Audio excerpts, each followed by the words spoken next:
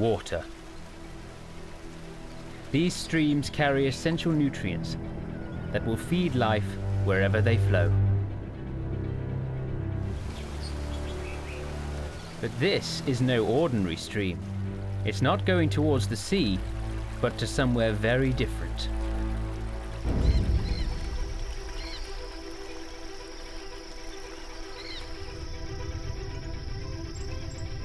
In the Brazilian Pantanal during the wet season, as much as 80% of the land is covered by this rich water that brings nourishment to plants and animals alike. It's like a pulse, pumping through long watery vessels, bringing life back to where it belongs. Without it, the Pantanal would be a desert. From nature to humanity. From the tiny to the giants. The Pantanal is one of the most diverse habitats in the world. And the fate of this amazing wildlife depends on how much water flows here, and the sediment it brings with it.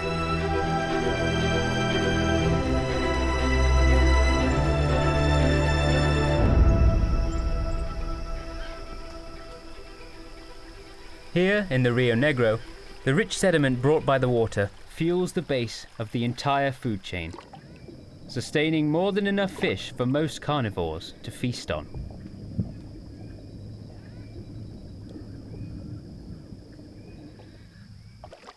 There is no better time to catch them than the beginning of the dry season. Giant river otters dine almost exclusively on fish, but occasionally they like to vary their diet. And when they hunt as a group.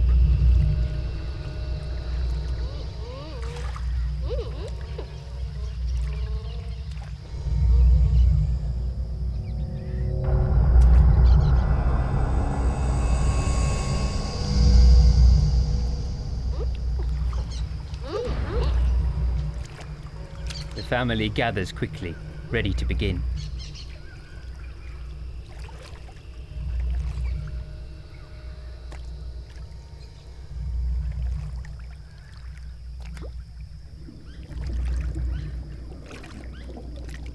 However, with so much fish on the menu, they don't seem to be very interested in the cormorant. In fact, instead of competing for fish, these two species are working together. While one scares the fish away, the other attacks from a different angle.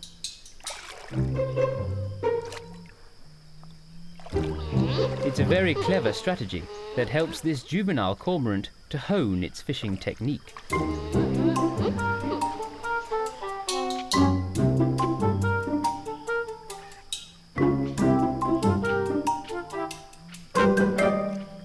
Before the sun goes, the family of otters rest on a fallen tree trunk, preparing to hide themselves away for the night.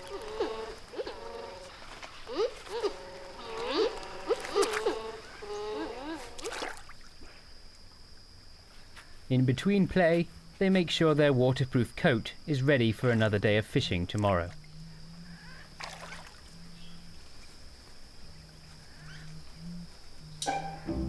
The cormorant will usually wait here alone until they return.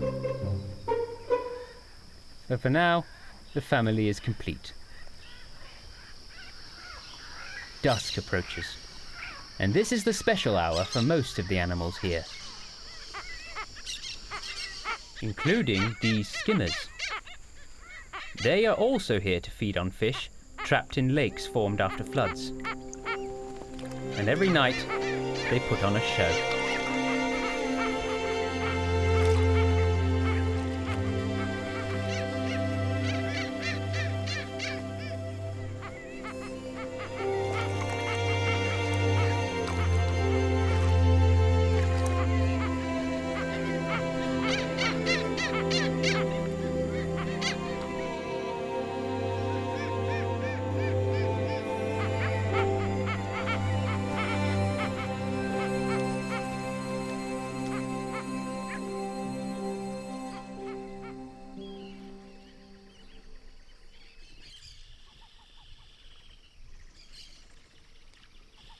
Later on, capybaras rest after feeding on vegetation rich in nutrients brought by the water pulse. They feel safe enough to play, making sounds not heard at other times of the day. In fact, it sounds like almost every animal here has something to say.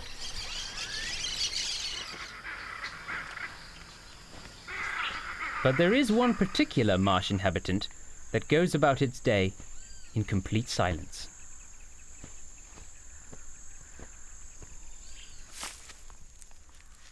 Although this one is nesting high up in this manduvi tree, jabiru storks are never far from water. This female is returning to her nest for the first time in a year. But she's not yet ready to lay the eggs, and the nest still needs some tidying up. This is the same tree where the hyacinths live, and while she waits for the male to come back from fishing, she has to cope with the noisy neighbors.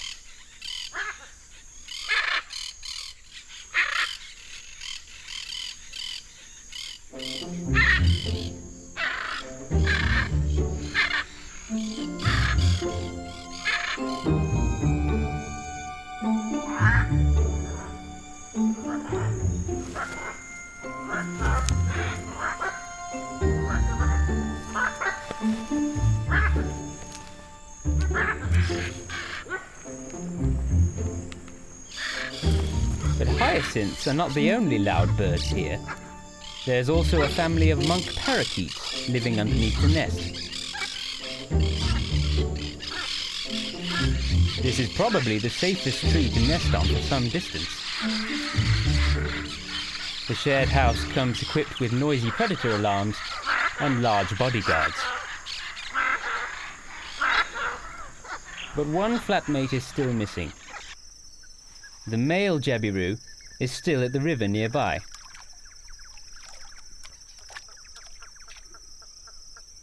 As he gets ready to fly back to the nest, he brings back a little something extra.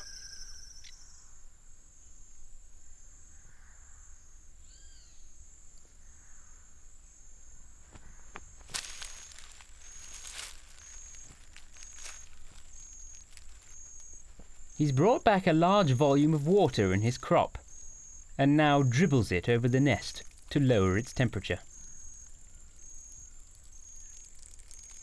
For now, this is just a practice run, but in the scorching days ahead, it will be a vital method to ensure his future eggs survive the high temperatures.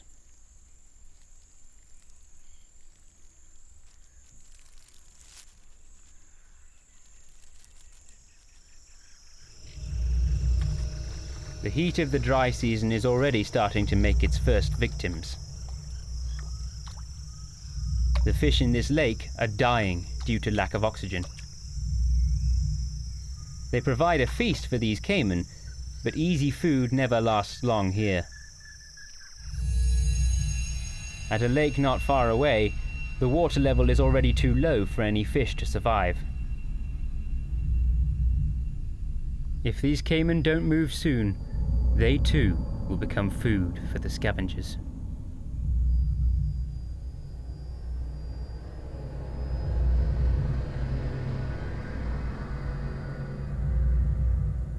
Caiman are rarely seen walking on dry land, but for this one, there's no other choice.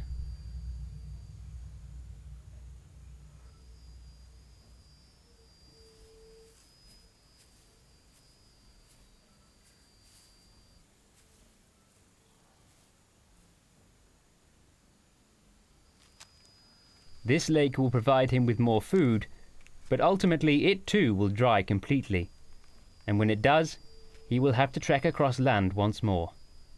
How far is a mystery.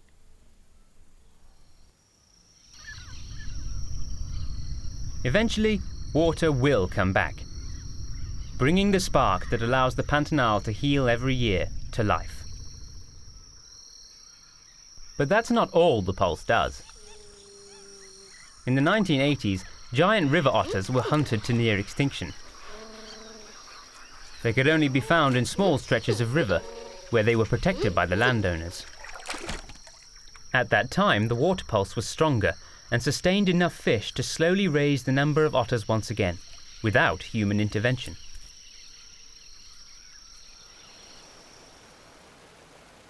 This healing pulse comes from the Cerrado, far up on higher plains.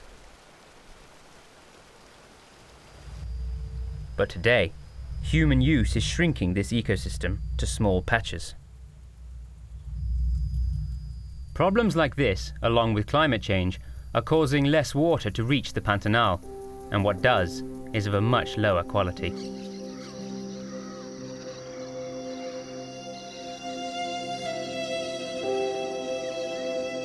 Life here is only as good as the water the pulse brings. And as long as it keeps coming, the Pantanal will continue to support this breathtaking abundance of life and the stories that come with it.